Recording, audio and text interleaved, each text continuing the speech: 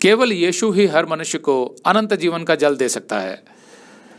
पिछली क्लास में हमने पढ़ा था कि मंडपों के पर्व के दिन यीशु यहूदियों को उपदेश दे रहा था, जिसमें उसने औपचारिक रूप से घोषणा की कि परमेश्वर उसका पिता है और उसी ने उसे पृथ्वी पर भेजा है। तो अब आगे यूहन्ना 7:37। फिर पर्व के अंतिम दिन, जो मुख्य दिन है, यीशु खड़ा हुआ और पुकार कर कहा, यदि कोई प्यासा हो तो मेरे पास आकर पिए। मंडपों का पर्व या झोपड़ियों का पर्व कुछ रीति रिवाजों के साथ मनाया जाता था। उनमें से एक ये था कि यहूदी एक जुलूस निकालते थे अपने मंदिर से लेकर गीहोन झरने तक, जिसमें एक याजक उस झरने में से सोने के कलश में पानी भर लेता था।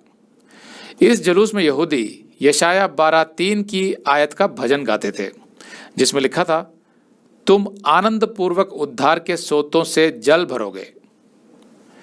फिर गीहोन झरने से वापस लौटकर वो याजक उस पानी को मंदिर की वेदी पर उड़ेल देता था और 7 दिन यह रिवाज किया जाता था।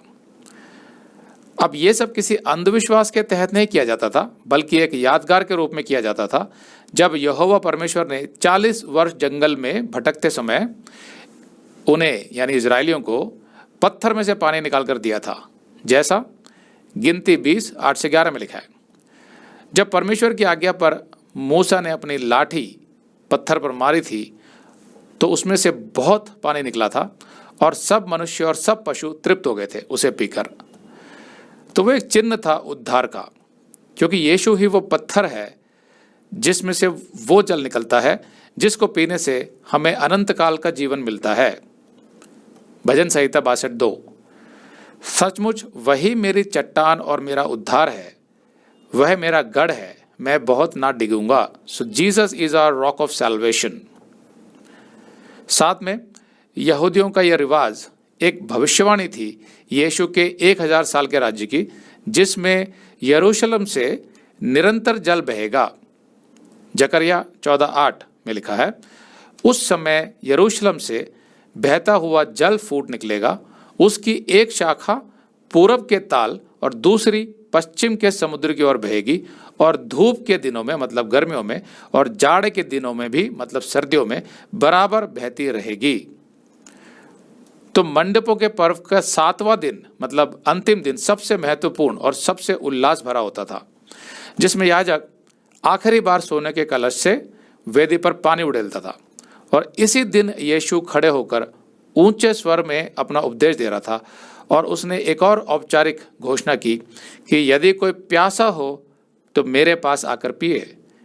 इसका मतलब था कि यदि कोई उद्धार चाहता है, स्वर्ग में अनंत काल का जीवन चाहता है, तो वो मेरे पास आकर पवित्र आत्मा पाए, जो अनंत काल के जीवन का स्रोत है। हम जानते हैं कि बाइबल में पानी को पवित्र आत्मा का चिन्ह भी बताया जाता है।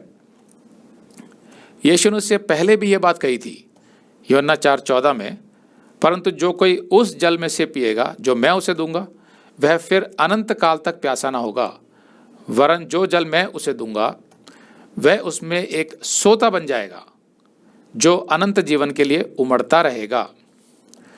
तो यीशु की इस घोषणा का अर्थ था कि यीशु ही मसीह है, क्योंकि केवल मसीह ही अनंत जीवन दे सकता है मनुष्य को। यीशु का यह न्योता आज भी सभी मनुष्यों के लिए है। कोई भी यीशु को अपने जीवन में स्वीकार करके पवित्र आत्मा पा सकता है। अगर आप ये संदेश पूरा देखना चाहते हैं तो आप इसे हमारे वेबसाइट hindiBiblestudy.com पर देख सकते हैं। ये वीडियो हमारे मार्च के वीडियोस में अपलोड किया हुआ है, तो जिनके पैकेज में भी मार्च का महीना शामिल है उनको ये वीडियो उनके माई अकाउंट में मार्च के वीडियोस में मिल जाएगा।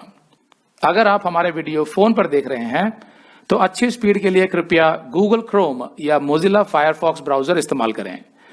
तो इनको डाउनलोड करने के लिए आप प्ले स्टोर में जाएं और ऊपर गूगल क्रोम टाइप करें, फिर आप गूगल क्रोम ब्राउजर पर क्लिक करें और उसे इंस्टॉल करें। ये एकदम फ्री है। इसी तरह आप मोजिला फायरफॉक्स टाइप करें, फिर आप मोजिला फायरफॉक्स ब्राउजर पर क्लिक करें और उसे इंस्टॉल करें। यह भी एकदम फ्री है।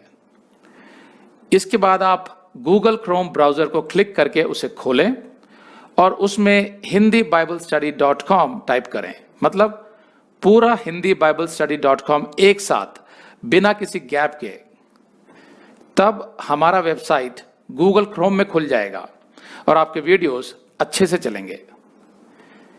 इसी तरह आप मोजिला फायरफॉक्स ब्राउजर भी क्लिक कर सकते हैं और उसमें भी बिना गैप के hindibiblesteady.com टाइप कर सकते हैं।